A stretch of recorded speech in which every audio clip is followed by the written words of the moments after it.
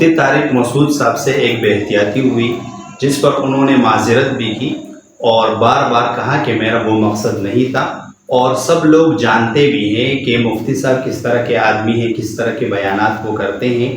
غلطی ہر انسان سے ہو سکتی ہے، مفتی صاحب نے بھی تسلیم کیا کہ مجھ سے غلطی ہوئی ہے۔ اب کیا مفتی صاحب کو معاف نہیں کرنا چاہیے؟ بعض لوگوں کا خیال یہ ہے کہ وہ چاہے جو کچھ بھی کہے ان کو معاف نہیں کرنا چاہیے۔ میری عادت یہ ہے کہ جو چیزیں ٹرینڈ پہ ہوتی ہے میں ان پر ویڈیو نہیں بناتا، لیکن مفتی صاحب کے بارے میں بار بار ویڈیوز سامنے آ رہی ہے اور بہت سارے لوگ پوچھتے بھی ہیں کہ آپ نے ابھی تک اس پر کوئی اپنی رائے نہیں دی۔ تو میں آپ کو ایک واقعہ سناتا ہوں، ایک حدیث سناتا ہوں، اس کے بعد آپ خود فیصلہ کر لیں کہ آپ نے مفتی صاحب کو معاف کرنے کے لیے۔ ہماری عادت یہ ہے کہ ہم کسی شخص کی اچھائیوں کو نہیں دیکھتے، بلکہ ہم دیکھتے ہیں کہ اگر کسی شخص سے کوئی غلطی ہو جائے تو ہم فوراً اس پر گستاخ کا الزام لگا دیں۔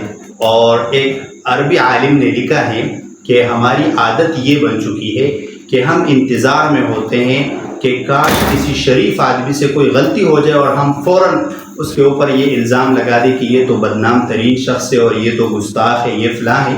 تو مفتی صاحب کی زندگی تو بالکل آپ کے سامنے ہے، ان کے بیانات آپ سنتے ہیں، وہ ایک عالم دین ہے، وہ جتنی اللہ تعالیٰ سے اور اللہ تعالیٰ کے رسول سے اور قرآن سے محبت کرتے ہوں گے شاید کہ کوئی عام آدمی اتنی محبت کرتا ہوگا۔ تو ان سے غلطی ہوئی ہے، اس غلطی کے تناظر میں بعض لوگ اس پر گستاخی کا الزام لگا رہے ہیں۔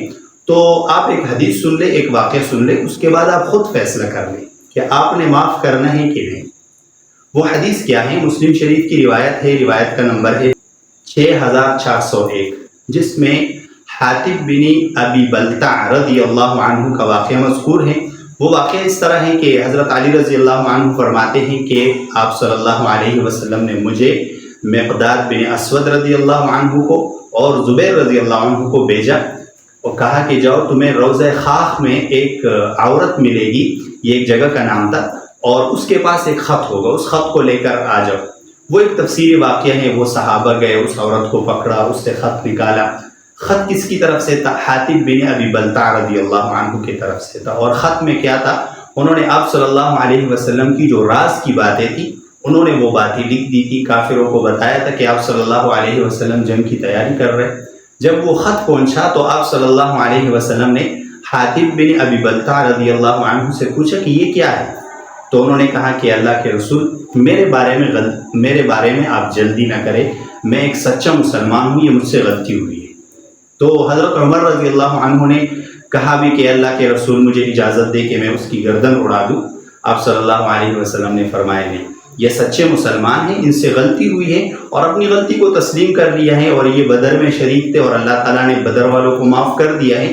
تو آپ صلی اللہ علیہ وسلم نے اس صحابی کو معاف کر دیا۔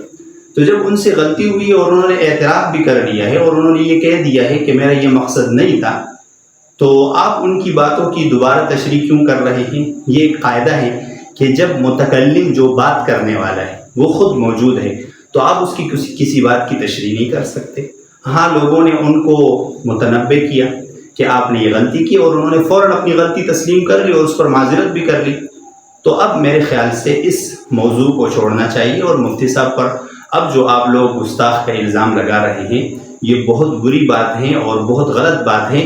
اللہ تعالیٰ ہمیں سمجھ عطا فرمائے۔